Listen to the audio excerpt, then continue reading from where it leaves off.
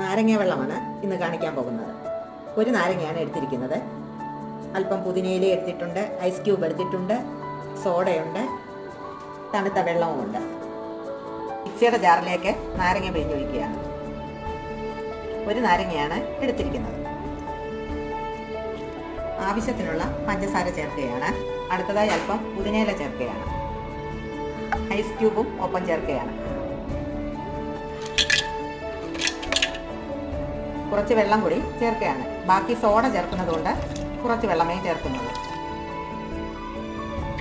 ഡെക്കറേഷന് വേണ്ടി ഗ്ലാസിൻ്റെ മണ്ടയ്ക്ക് പഞ്ചസാര മുക്കിയെടുക്കുകയാണ്. അടിച്ചു വെച്ച ജ്യൂസ് ഒഴിച്ചു കൊടുക്കുകയാണ്.